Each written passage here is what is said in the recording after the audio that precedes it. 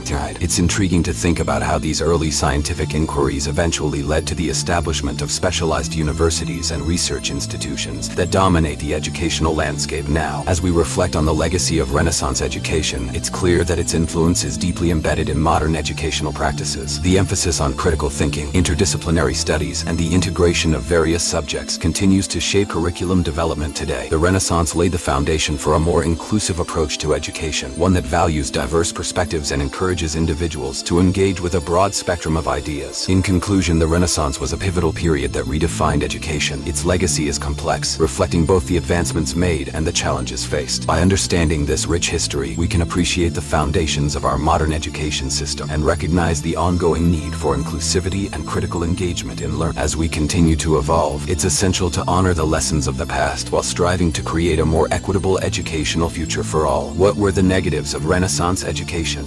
While the Renaissance is often celebrated for its monumental contributions to art, science, and philosophy, it also had its share of drawbacks. One might assume that with all the advancements in knowledge and learning, education would be inclusive and progressive. However, the reality is more nuanced and complex. Many people think that Renaissance education was universally accessible and fair, but the truth is that it was often elitist and exclusionary. Access to quality education was predominantly reserved for the wealthy, creating a stark divide between the educated elite and the uneducated masses. In fact, it was estimated that during the late Renaissance, only about 10% of the population received any form of formal education. This raised significant questions about who had the right to learn and who was deemed worthy of knowledge. It's intriguing to note that many of the educational reforms that emerged during this time were deeply intertwined with the power dynamics of society. Education was not just about personal enlightenment, it was a means of maintaining social hierarchy. The wealthy families who could afford to educate their children did so primarily to preserve their status and ensure their continued influence over society. This often meant that the subjects taught were aligned with the interests of the elite, rather than a broad, inclusive curriculum that catered to the needs of all societal segments. One particularly strange fact is that despite the flourishing of universities, many of these institutions focused heavily on theology and classical studies, while neglecting practical subjects that could benefit society at large. This exclusion of practical knowledge had lasting effects on the populace. While educated individuals debated philosophy, the majority were left without the skills needed to navigate the changing economic landscape. Moreover, the notion of the Renaissance man, celebrated for being well-rounded and knowledgeable across various fields, created unrealistic expectations. Not everyone could master the extensive curriculum designed for these individuals. The pressure to achieve this ideal often led to feelings of inadequacy and failure among students, particularly those who did not have access to private tutors or exclusive educational institutions. The disparity in educational quality was stark, with many talented individuals falling through the cracks simply because they lacked the resources or support to excel. This elitism extended beyond socioeconomic status. It also encompassed gender.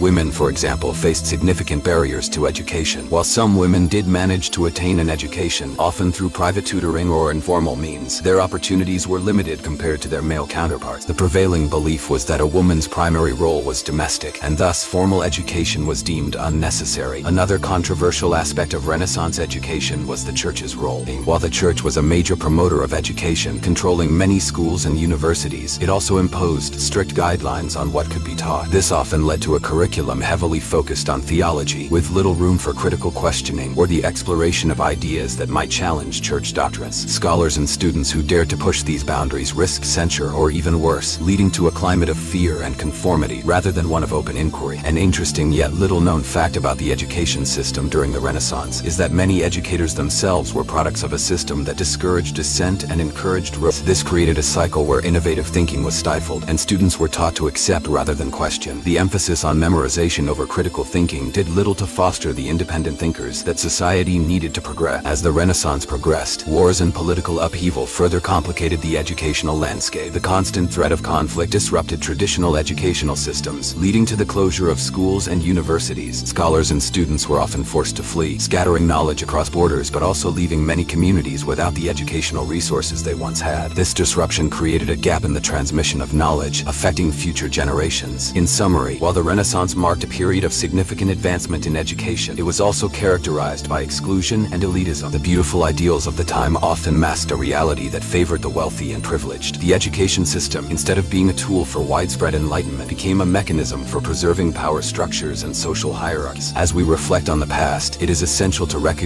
these complexities and strive for a more inclusive and equitable educational future that builds on the lessons of the Renaissance without repeating its mistakes. How did education contribute to exploration during the Renaissance? Most people think that exploration was primarily driven by adventurous spirits and the pursuit of wealth. While this is certainly true, the underlying reality is much more complex. Education played a pivotal role in shaping not just the explorers themselves, but also the very framework of exploration as we know it today. During the Renaissance, a period marked by a resurgence of interest in science, philosophy, and the arts, the thirst for knowledge grew exponentially. As scholars began to uncover ancient texts and ideas, the world around them was no longer seen as a series of isolated territories, but as a vast expanse full of opportunities waiting to be explored. This new perspective sparked a desire not only to map the world but to understand it. But how did this transformation in thinking lead to the voyages that would change history? Education during the Renaissance was evolving rapidly. Universities were flourishing, and with them came new curricula that emphasized critical thinking, mathematics, navigation, and the sciences. Imagine a world where the stars were no longer just distant points of light, but guides for navigation across the oceans. Scholars began to study astronomy in earnest, and this knowledge became essential for sailors embarking on long voyages.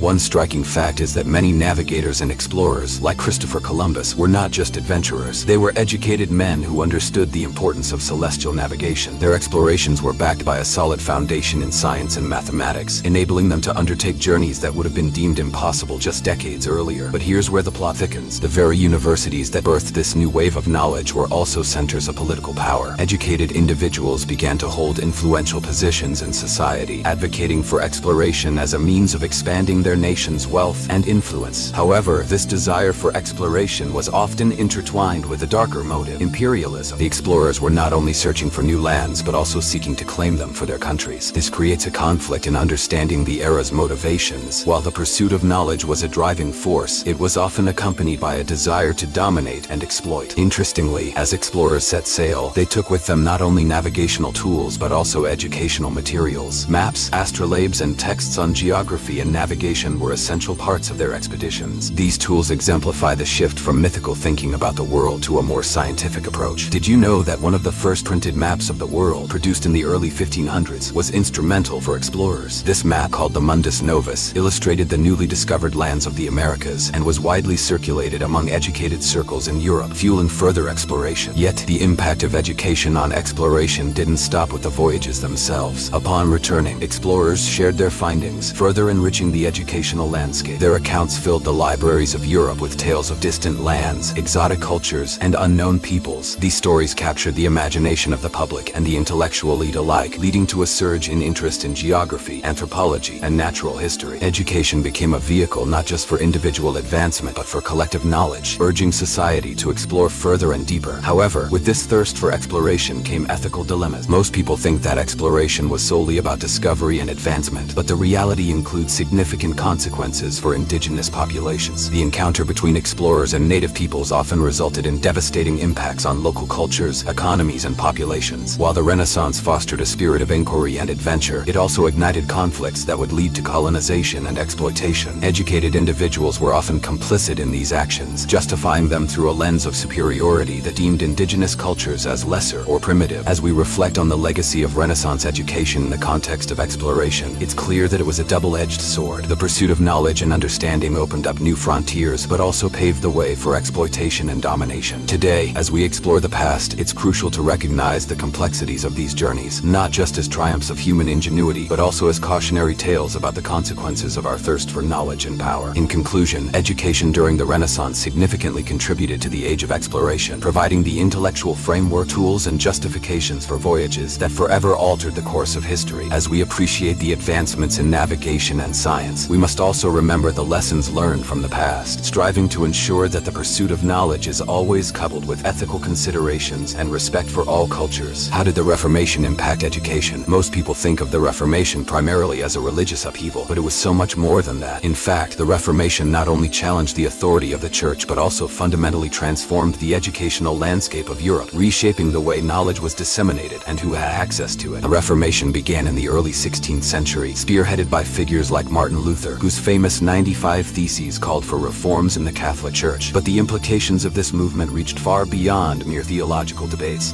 One surprising aspect is that as the Church's influence waned, the demand for education surged, particularly in the realms of literacy and personal interpretation of religious texts. For the first time, individuals were encouraged to read and interpret the Bible for themselves, an idea that sparked an educational revolution. Before the Reformation, education was predominantly controlled by the Church. Monastic schools and cathedral schools offered limited access to a select few, primarily the clergy and the elite. However, as the Reformation gained momentum, new Protestant denominations began to establish their own schools. These institutions emphasized the importance of reading, writing, and critical thinking, reflecting a shift from theological study to a more comprehensive curriculum that included the humanities and sciences. This democratization of education was a radical departure from the past, but it also came with its own set of challenges. Consider the fact that literacy rates began to rise significantly during this period. By the end of the 16th century, areas with strong Protestant influence, such as Northern Europe, saw a marked increase in literacy among the general population. This is a remarkable shift, as many individuals who previously relied on the Church for religious guidance now had the ability to read and understand the scriptures themselves. This newfound access to knowledge created a conflict. While the Reformation sought to liberate individuals from clerical interpretation, it also led to the emergence of numerous sects and interpretations of Christianity, each vying for followers and authority. As education became more widespread, the curriculum expanded. Schools began to teach not only religious texts, but also classical literature, philosophy, and the emerging sciences. The rise of humanism during the Renaissance set the stage for this educational expansion, fostering a spirit of inquiry and a love for learning that resonated with reformers. Educators sought to cultivate well-rounded individuals who could think critically and contribute to society. However, this shift also sparked controversy. The idea that lay people should be educated was, for many, a direct challenge to the established social order. One of the most fascinating developments was the impact of the printing press, which played a crucial role in the dissemination of educational materials. Most people think of the printing press as merely a tool for producing books, but its influence on education was profound. With the ability to mass-produce texts, books became more accessible than ever before. The Bible was one of the first texts to be printed in vernacular languages, allowing individuals to engage with religious texts directly. This access led to a surge in literacy and sparked a desire for more educational resources. However, while the Reformation promoted education, it was also a time of significant tension. With the fragmentation of religious authority, debates over theology often spilled into educational settings. Schools became battlegrounds for competing ideologies, and educators faced pressure to conform to specific doctrines. In some regions, education became a tool for enforcing religious conformity rather than a means of fostering critical thinking. Despite these challenges, the Reformation laid the groundwork for modern educational practices. The principles of questioning authority, valuing personal interpretation, and promoting literacy became foundational to education in the West. As universities evolved, they began to incorporate the teachings of the Reformation into their curricula, emphasizing reason, debate, and empirical evidence as essential components of learning. In conclusion, the Reformation was not just a religious movement. It was a catalyst for educational transformation. It expanded access to knowledge, promoted literacy, and reshaped curricula to include a broader range of subjects. As we reflect on the legacy of the Reformation, it's essential to recognize its dual impact. While it empowered individuals to seek knowledge, it also set the stage for ongoing debates about the purpose and direction of education. Challenges of that era resonate even today, reminding us of the importance of critical thinking and the pursuit of knowledge in our ever-changing world. If you enjoyed this epic journey, please subscribe to our channel for more thrilling historical tales. Don't miss out on new videos. Hit the notification bell to stay updated.